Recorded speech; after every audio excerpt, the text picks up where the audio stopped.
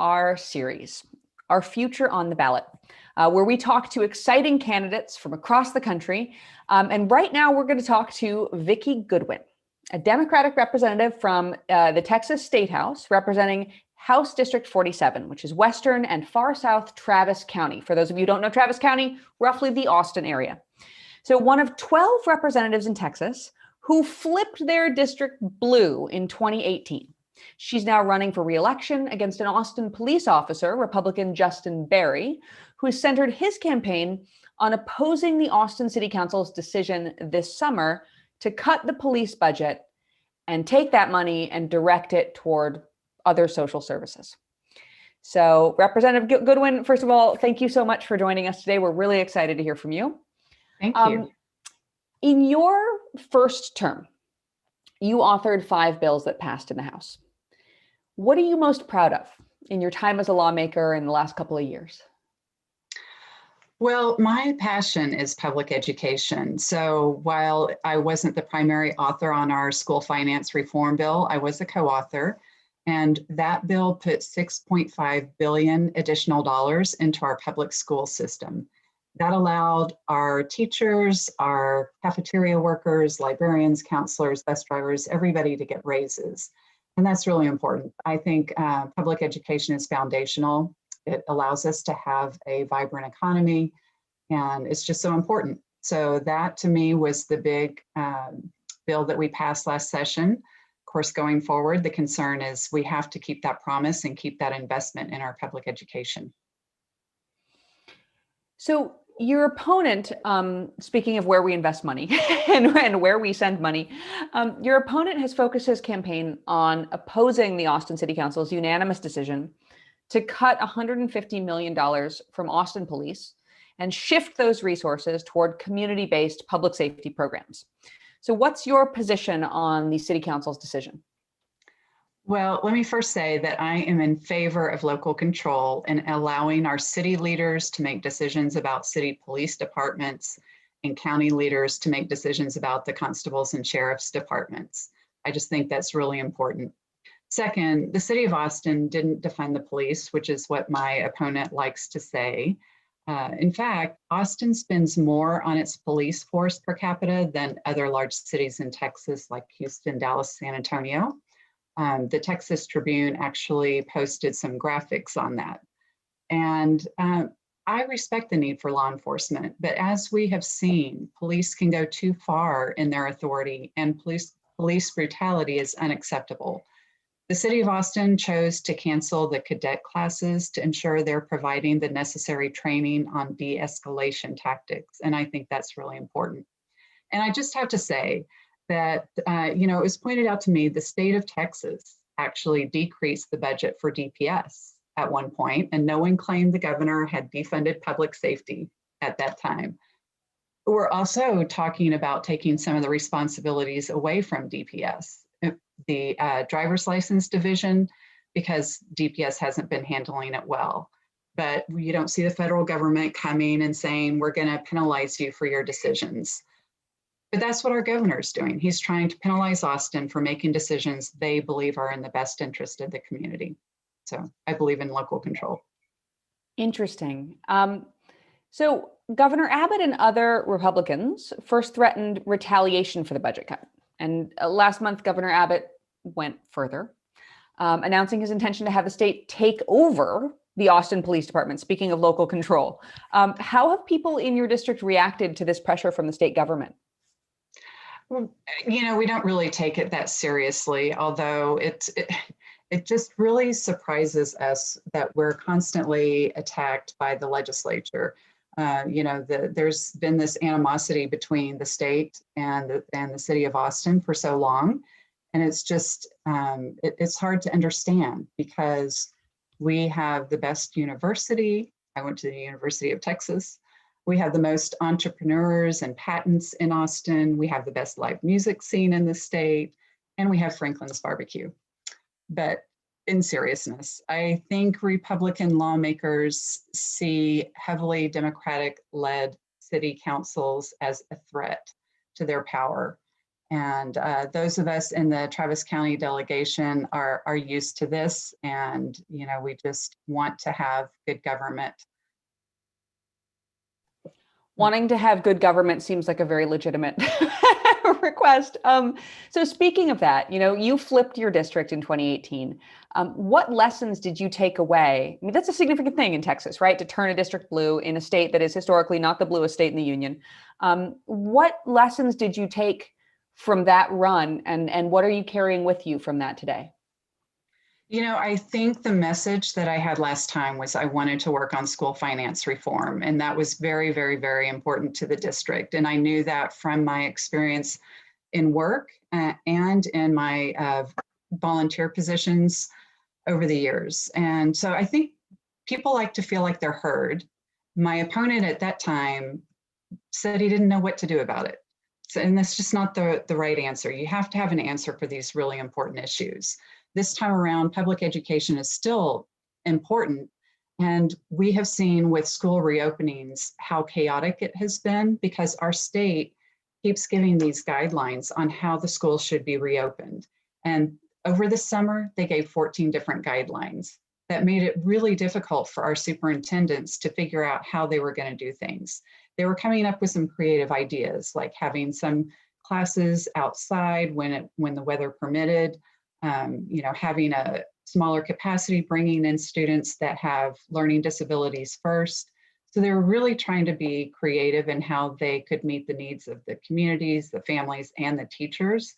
But then the state came and said, well, your funding is tied to opening up when we say you open up. And so, you know, if I were in that position, either the governor or the head of TEA, I would have said, we support you. We know this is a tough job right now. We're in a pandemic. We need to listen to our public health officials because they are the scientists and the health authorities. And we're going to support you by funding you. You just figure out how to run your schools. Because we do have so many different districts from small to large. Even in my house district, we have a really tiny school district, Lago Vista, all the way up to Austin, which is a huge district. And so they have to work in different ways. They aren't all alike. But so what I learned from my run the first time is just listening to the public input. And that's crucial. And I've continued that with virtual town halls, virtual coffees. I've set up an advisory group on anti-racism, just to hear what's going on in my district. While I have a heavily white district, there's still a lot of struggle and tension among the races. So I want to make sure we address that too. So you mentioned this sort of Austin being shattered into like 4 different districts. And you know, what role has partisan gerrymandering played in that? And what can be done in this year's redistricting to change things? Should something be done? Yeah, honestly, we should have an independent redistricting commission that works on redrawing the congressional and legislative boundaries. It should not be up to politicians to pick their voters. And so if I were in charge, we would have that independent commission. We're not going to have that, but at the very least, we need to have some balance. So we've had a Republican-led government in the state for quite a while. We have a Republican governor, a Republican lieutenant governor. We had a Republican speaker who's not running for re-election. And this time we have that opportunity to flip the House and have a democratically led House with a Democratic speaker, which will give us a little bit more balance when we're redrawing those congressional and legislative districts. And that's so important. So speaking as someone who is on the ballot, and we're talking about, I mean, it's hard to avoid this conversation because those of us who are not in Texas, and I'm sure lots of people who are in Texas are hearing about huge jurisdictions in Texas with like millions of people, where right now there's only going to be one spot to drop off your mail-in ballot, or your absentee ballot, or whatever kind of ballot you're dropping off. There's like one box to do it for like 4.7 million people. Can you tell us what's happening with that in your district, and what impact you think it could have on this election? Yeah, actually, just today in the newspaper, they had a picture of the line of cars pulling up to drop off their ballots. And the thing is, you can't just drop it off. You can't just put it into a box and leave. You actually have to show your ID. You have to present your ID. And from what I've heard, they don't just look at it quickly and hand it back. There's several checks. So it's overkill. And the fact that each county can only have one location is just ridiculous. You know, you have a county that's a couple hundred people, fine. But when you have the large counties with one location, that's voter suppression, essentially. I'm very curious, is there any legitimate reasons that's been like put forth for this? Like, is that I'm having trouble seeing any justification. And usually there should be like some kind of reason offered for such an extreme policy. You know, I don't know what the governor used as his reason. He actually had expanded voting a little bit, and then he pulled back. And I think it was just pressure from his party, to be honest. But he extended the number of early voting days, and then at one point that was threatened to be cut back. So we're actually starting to vote at the polls next Tuesday. But at one point there was, it went to court, and they were going to pull it back to October 19th. You know, during a pandemic, when we're trying to keep our space, it just makes sense that we would extend that. And so thankfully it is staying the 13th. But another thing the governor did is that we have a mask order here in Texas, but you are exempt from wearing your mask at a polling location. That's my thought too. It's crazy. That is really interesting. I did not know that. Was there a justification offered for that as well? Is it in? Nothing that really makes sense. You know, I guess personal liberties, civil liberties, something about that. I don't know. You know, I believe that in order to be safe, we should be wearing masks, and that includes voting locations in particular. You know, we have to be concerned about our neighbors, not just ourselves. Right. Okay, so speaking of feeling safe, have you? We've been hearing reports around the country of sort of, you know, groups showing up at polling places. You know, we've heard the president call upon supporters to show up in an intimidating manner at polling places. Have you seen anything like that happening in your region? Since early voting hasn't started yet, I have not seen that, but we do have a lot of people who have signed up to be poll watchers this time. Just in hearing that, we probably need more people to be there to make sure things are going well. I plan on the very first day of early voting next Tuesday to make the rounds of all the early voting locations in my district and just kind of keep an eye on, is everything running smoothly? So now that I've exhausted everyone about voting security, I want to kind of go back for a second to talk about this policing question, since it's been a central issue in your race. And since one of your signature issues, if not your, you know, the policy it sounds like is closest to your heart, has everything to do with public education and creating the resources necessary for public education to thrive. And I'm wondering if you could take a minute when we talk about reallocating funds toward other violence intervention or public safety or, you know, community safety measures. Do you see a role for moving funding away from policing and toward schools in the public safety conversation? Yeah, actually, I think what we need is more mental health counselors in our schools so that we can address deviant behaviors earlier on. I think that would be really, really helpful. Right now, I actually, when I was making phone calls the other day, called a school counselor, and she said she has 11,000 students in her school and one counselor. And you can imagine, particularly right now, when there's so much chaos going on and so much anxiety around school, that there's even more need for counselors in the schools to help kids understand what they're going through. But not just the students. I think teachers sometimes need that help. How do you deal with students in your classroom, and how do you deal with your own taking care of yourself when you're trying to teach students in person and virtually? The demands are higher, and people in the public aren't always sympathetic to that. So I think mental health in our schools would be really helpful. It's something that you don't hear a lot of people talking about, is the role of school counselors in supporting the staff as well as the students. Okay, I have a really hard-hitting, divisive question for you. What is the best taco shop in your district? Well, the best taco shop, in my opinion, is also the best barbecue place, and that's Valentina's. It's a twofer. It Okay. is. So now I'm going to have to visit Austin because do they put barbecue in the tacos, or are these like totally separate practices under one roof? No, they put barbecue in the tacos. In fact, they're oh gosh, it's I forget the name of it, but it's beef that's cooked in beer or something, and it just is so tender and flavorful. And then they put it in the best flour tortilla. Ooh, And then they have the best guacamole and cheese. Oh, it's great. man. Okay.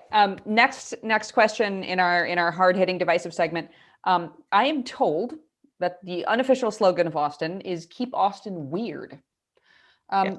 What have you been doing to keep Austin weird over the last couple of years?